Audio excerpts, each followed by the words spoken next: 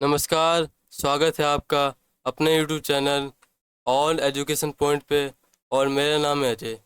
तो आज हम बात करेंगे आपके IGNOU first year BCom subject BCOS 183, जिसका आपका एग्ज़ाम 25 जून 2026 को है। इसके जो मोस्ट इम्पोर्टेंट क्वेश्चन उसके बारे में आज बात करने वाले हैं, जो इस परीक्षा के लिए बहुत ही फायदेमंद रहने वाला है। तो आगे बढ़ते हैं। तो हम मोस्ट इम्पोर्टेंट क्वेश्चन की बात करते हैं। उसमें सबसे पहला क्वेश्चन है, right a short note hardware and software. मतलब कि हार्डवेयर और सॉफ्टवेयर पर आपको एक शॉर्ट नोट लिखना है। ऐसा क्वेश्चन एग्जाम में अक्सर आता है कि किसी भी चीज़ पर शॉर्ट नोट लिखे। तो हम बात करते हैं हार्डवेयर एंड सॉफ्टवेयर के बारे में। तो पहला है सॉफ्टवेयर। हार्डवेयर हार्डवेयर और सॉफ्टवेयर में यही फ़र्क होता है कि हार्डवेयर को हम हाथ से टच कर सकते हैं, लेकिन सॉफ्टवेयर को नहीं कर सकते, क्योंकि सॉफ्टवेयर कंप्यूटर में एप्लीकेशन के रूप में होता है। तो हार्डवेयर के बारे में बात करते हैं। Hardware is a basically the physical element of a computer. ये कंप्यूटर का फिजिकल मतलब कि इसे हम छू भी सकते हैं, टचेबल होता है ये। दूसरा, computer hardware consisted of various different part. जो हार्डवेयर है वो कई डिफरेंट पार्ट से बनता है, कंसिस्ट होता है। हार्डवेयर टेंजिबल मतलब कि हार्डवेयर टेंजिबल जिसे हम छू भी सकते हैं, इंटेंजिबल नहीं होता। Hardware is limited to specially design task. Hardware किसी एक टास्क को पूरा करने के लिए किया जाता है, स्पेशली टास्क को, सीमित टास्क को पूरा करने के लिए किया जाता है डिजाइन।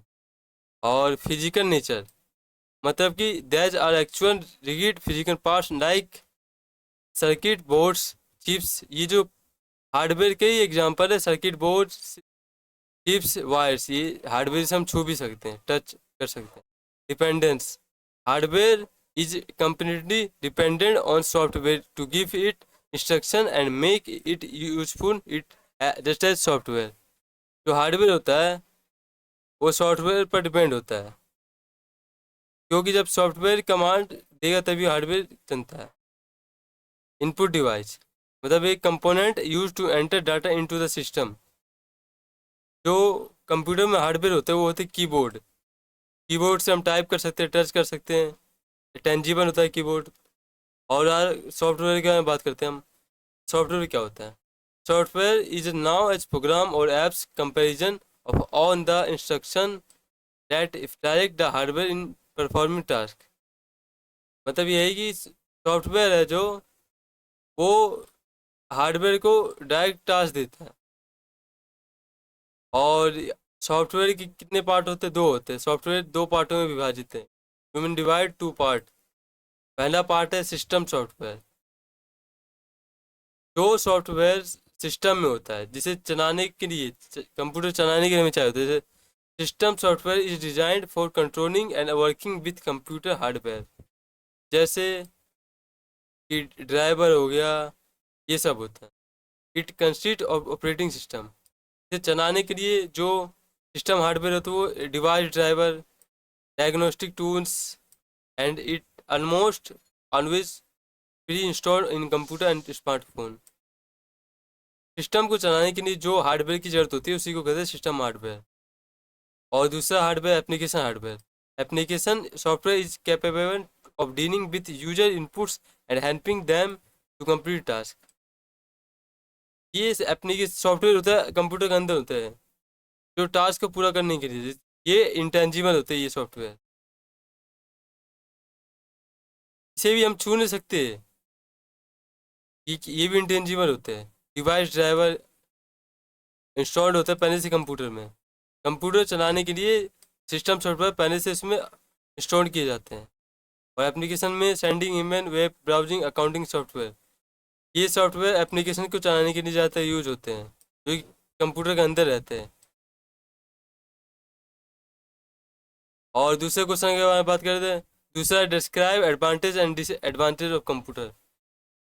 कंप्यूटर के फायदे और नुकसान के बारे में बताना है। तो बात करते हैं फायदे का। Advantage of computer accuracy. On of the root advantage of computer is that it can perform not only calculation but also with utmost accuracy। Computer के फायदे है कि हम इसे कुछ भी कैलकुलेशन करें, कुछ भी करें, तो वो एक्यूरेसी उसकी बहुत सही रहती है, मतलब बहुत अच्छे से होता है, गलती नहीं होती कभी भी। ये इसके फायदे हैं। दूसरा, डाटा सिक्योरिटी। जो हमारा डाटा कंप्यूटर में है, उसे सिक्योर भी कर सकते हैं। यदि हम फाइल ये सब बना के रखते हो, डाटा सिक्योर नहीं होता है। कंप्यूटर का एक बहुत बड़ा फायदा है कि इसमें डाटा हम सिक्योर कर सकते हैं। और है स्टोरेज। स्टोरेज मतलब इसमें कितना भी भर सकते हैं, चाहे 500 GB का रैम हो, ये हार्ड डिस्क हो। तो with the help of computer, a hug amount of data can be storage on the computer a very low cost। हम बहुत डाटा कम दाम पर कम दाम पर स्टोर कर सकते हैं, क्योंकि यही हार्ड डिस्क सस्ती आती है, जो हम डाटा ज़्यादा स्टोर कर सकते हैं, स्टोर। और इसका सबसे बड़ा फायदा speed. You mean computer speed से काम करता है, ही वर्क स्पीड से काम करता है पूरा, which help us in completing numbers task in few second. ये कुछ टास्क को सेकंडों में ही सॉल्व कर देता है। The major advantage of computer, there incredible speed. जो मेन एडवांटेज है कंप्यूटर का, वो है इसका स्पीड। कंप्यूटर में स्पीड होती है जिससे हम कोई भी काम इजीली कर सकते हैं। तो आगे बढ़ते हैं। तो हम बात करते हैं कंप्यूटर के डिसएडवांटेज, मतलब कंप्यूटर के क्या क्या नुकसान है। Cyber crime. ये सब जानते हैं कि कंप्यूटर आने के बाद जो साइबर क्राइम है वो बढ़ गया है। इन मॉडर्न टाइम में साइबर क्राइम बहुत बढ़ गया है, क्योंकि कंप्यूटर का ये सबसे बड़ा घाटा है कि हम जो क्राइम होता है साइबर कंप्यूटर के जरिए होता है। तो with the emergent technology, cyber crimes are at a rise every single field. हर क्षेत्र में जो साइबर क्राइम है वो बढ़ रहा है। Cyber crime is basically a crime in which computer and network is involve. Cyber crime में कंप्यूटर और नेटवर्क दोनों इन्वॉल्व है, क्योंकि साइबर क्राइम इन दोनों के बिना नहीं हो सकता। ये सबसे बड़ा डिसएडवांटेज है कंप्यूटर का। और दूसरा है virus and hacking attacks. Computer में कई बार वायरस घुस जाता है, जैसे कि हमारा कंप्यूटर हैंग करता है, और कंप्यूटर हैक होने का खतरा बढ़ जाता है। ये वायरस खास तौर पर वार्म, जब धूल मिट्टी ये सब पड़ जाती है तो घुस जाता है। Hacking is simply an unauthorise access over computer indicate purpose. कुछ गलत पर्पज के लिए हैक कर नहीं रहता किसी का कंप्यूटर, चाहे वो पैसे निकालने के लिए, कुछ डाटा पाने के लिए, ये सब हैक कर देते हो। Potential of loss of privacy. With computer strong, so much of personal information is highly at risk getting into the hands of other। Computer, यदि कोई डाटा कंप्यूटर में है, कोई मेन चीज़ आपकी कंप्यूटर में है, तो उसका लॉस होने का खतरा क्यों और बढ़ जाता है, क्योंकि ये कंप्यूटर किसी के हाथ में आ सकता है जो आपके जाने पहचान के हो। यदि उनके हाथ में डाटा आ गया तो बहुत ज़्यादा रिस्क होता है। तो आगे बढ़ते हैं। और ये मैंने आपको बता रखा है वायरस और हैकिंग का ऐसे किया जाता है, और साइबर क्राइम का पिक्चर भी दिखा मैंने। और पोटेंशियल ऑफ लॉस, जो हमारे पास डाटा है उसका भी लॉस होने का खतरा होता है। और तीसरा क्वेश्चन है, what do you understand by computer generation. आप कंप्यूटर जनरेशन में क्या समझते हैं।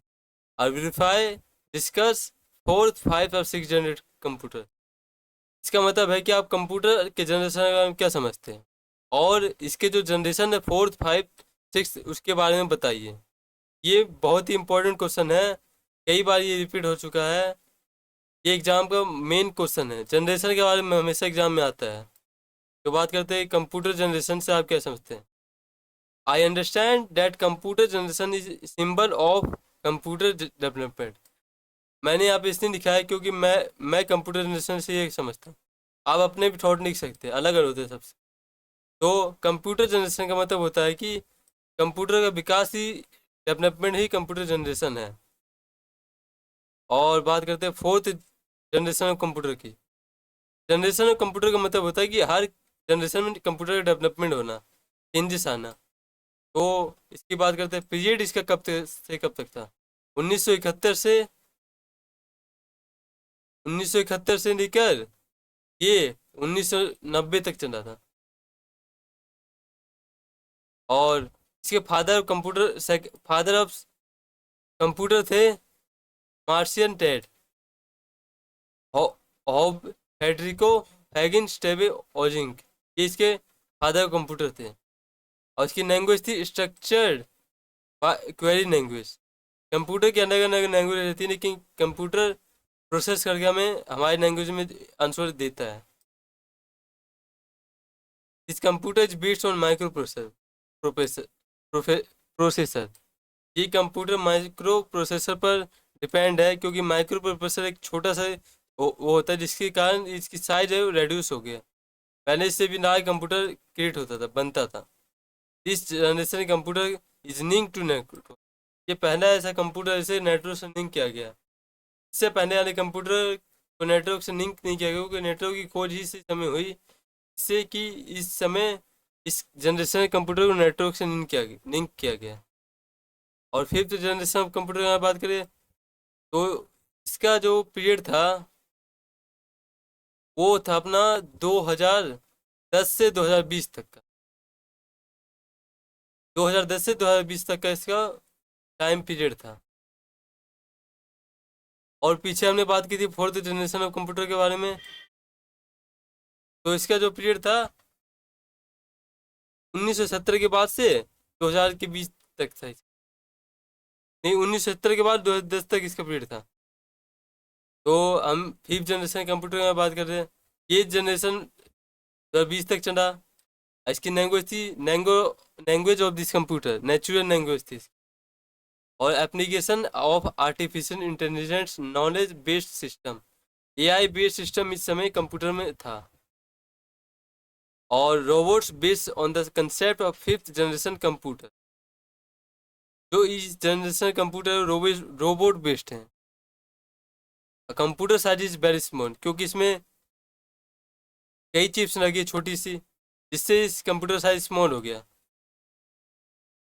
और इसमें कीबोर्ड का भी यूज दिख रहा है आपको, सीपीयू का भी यूज दिखता है, लेकिन इससे पहले कंप्यूटर में ये सब यूज नहीं थे। और सिक्स जनरेशन कंप्यूटर में बात करते हैं।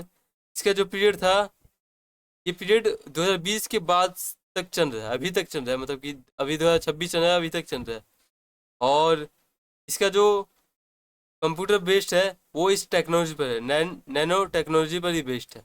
इस टेक्नोलॉजी पर बेस्ड है ये कंप्यूटर। ये ऐसे जो सिक्स जनरेशन फाइव जनरेशन के कंप्यूटर है वो एआई बेस्ड होते हैं। और इसमें जो इसकी जो परिभाषा हम कर सकते हैं, इस कंप्यूटर डिफाइंड वो artificial brains artificial intelligence era intelligent computer, मतलब कि एआई आर्टिफिशियल ब्रेन, मतलब कि इसमें एआई ये आर्टिफिशियल ब्रेन का यूज है इन कंप्यूटर में। और चौथा क्वेश्चन है what do you mean by wide area network, how does it different local area network. Wide area network का मतलब होता है कि किसी भी कंप्यूटर पैनल को कनेक्ट करने का नेटवर्क। इसके डिफरेंट क्या है इससे, तो बात करते हैं wide area network. I mean that wide area network cover a large geographical areas as commodity कंपेरिटी कंपेयर टू द मेट्रो।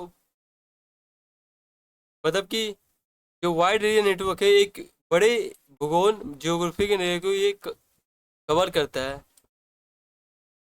जैसे कि आपने इसमें देख रखा है कि हमने इन सभी कंप्यूटर को एक ही नेटवर्क से कनेक्ट कर रखा है। वाइड एरिया मतलब हम इससे बहुत कंप्यूटर कनेक्ट कर सकते हैं, कवर कर सकते हैं। ये दिख रहा है आपको, कंप्यूटर कनेक्ट से एक ही एरिया से। वाइड का मतलब होता है फैला हुआ एरिया, मतलब कि इससे हम ज़्यादा कंप्यूटर को नेटवर्क कर सकते हैं, कवर कर सकते हैं। और this network is connected to a large area. ये जो नेटवर्क है वो एक बड़े एरिया से कनेक्ट होता है। Computer is linked to various cable satellites. ये जो कंप्यूटर है, ये जो एरिया है, ये कंप्यूटर है वो लिंक होता है सैटेलाइट से कई सारे केबल से, जैसे बीजीए केबल, ये सबसे लिंक होता है।